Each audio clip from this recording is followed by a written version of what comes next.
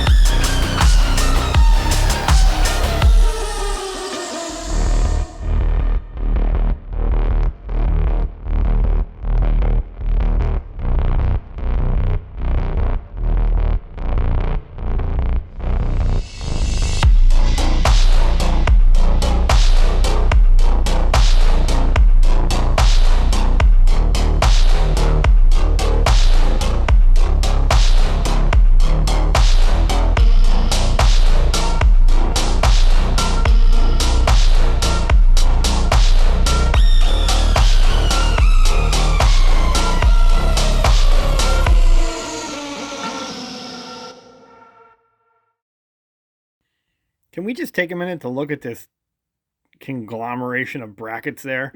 I don't know. I feel like I wasn't very happy when I got this kit for the disc brakes and I saw that. I just thought that that's just so many things that need to get bolted together to make this work. I'm going to run it and see how it is.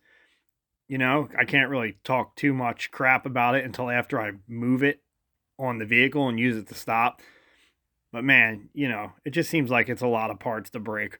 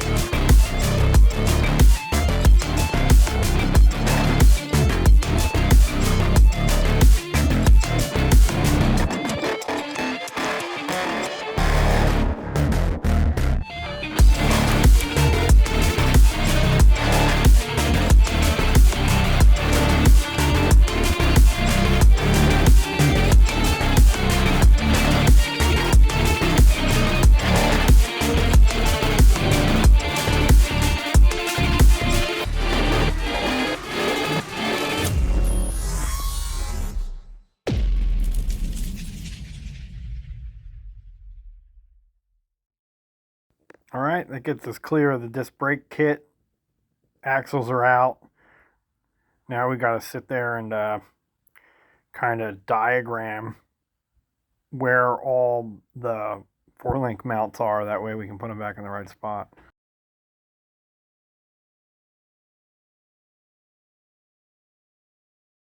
Take a look at that nice spring perch that I nicked the corner off of, because yeah, we're cutting that off. Something else I have to mention is I've done quite a bit of research on welding those 4 tabs onto the casted pumpkin area.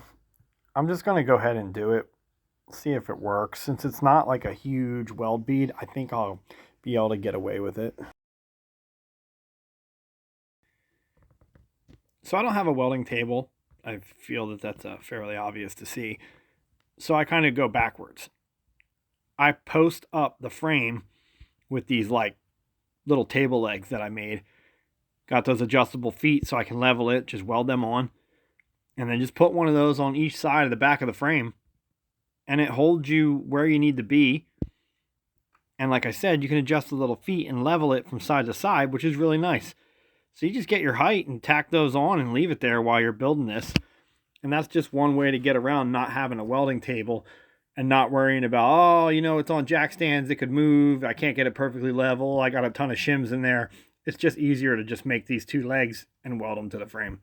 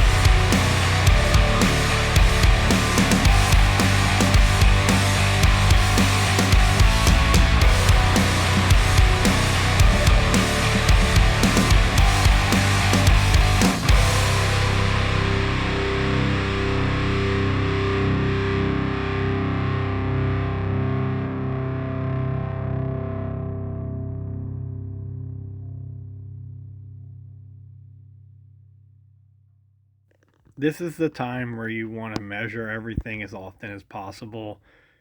Check everything. Just make sure stuff's right before you weld on like a brace or something.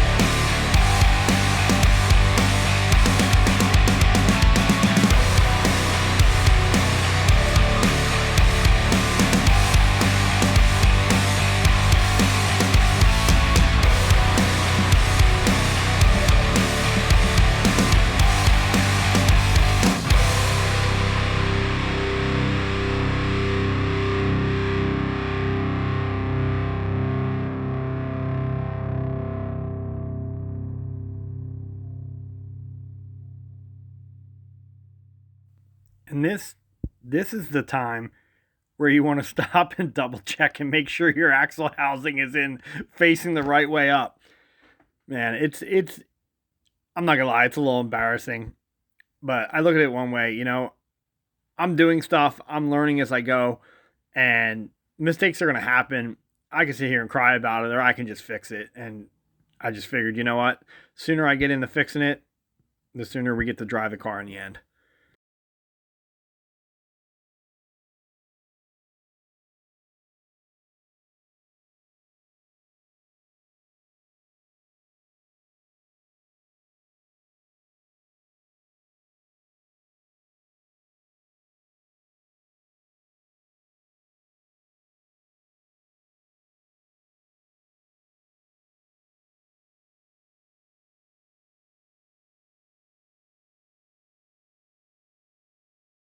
Regardless of what your shop floor looks like, or even if you're out on the dirt, just level your stuff. That's why those little feet are adjustable. Make sure your frame is level side to side to the earth as it should be. And there's a good example of just bracing up the frame so you can move forward and take the rear out and not worry about, oh, is it at the right height? Did I set it back where I need it? Now it's in a fixed position, and that's what I want.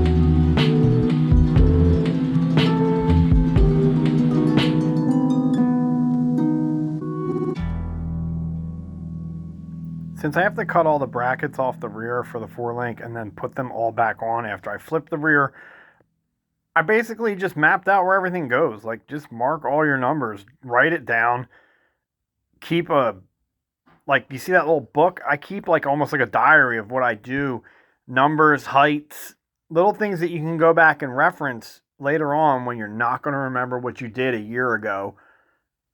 So you get to go back, check the date in your book and be like, oh yeah, that was the day we set the rear originally. Oh, there's the height off the ground. That's all I needed. So that's how I do that.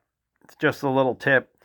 It'll save you a lot of frustration to just write some notes down as you go. Work a little slower and things will come out a little better in the end.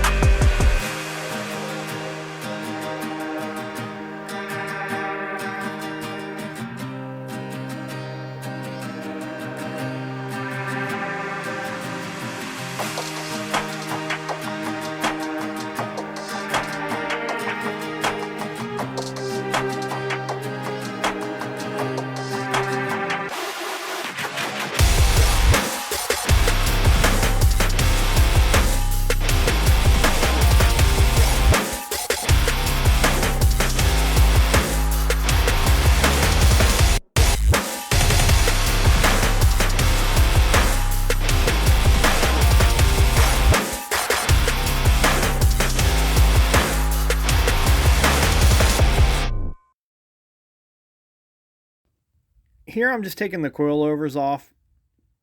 In order to get better numbers for center of the bottom 4-link brackets, I had to get the coilovers out of the way. They have to come off anyway, so I just moved them before I started to log my numbers for, from edge of axle housing flange, and I took it to center of the bottom bracket.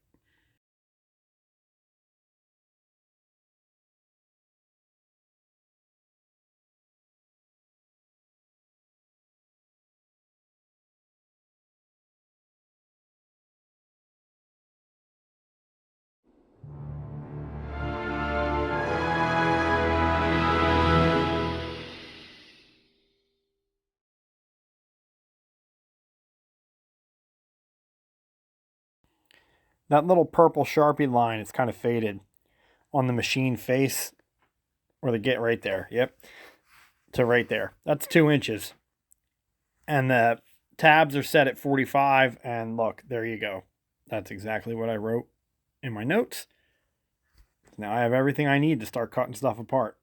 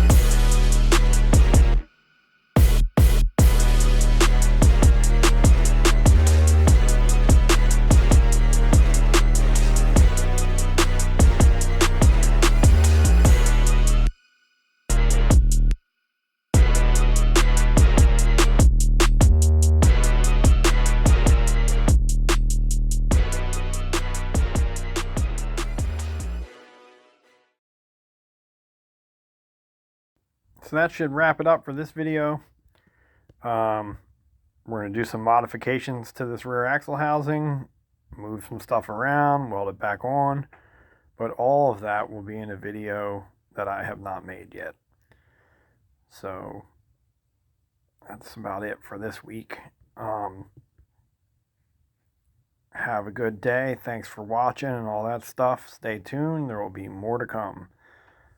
See you next time.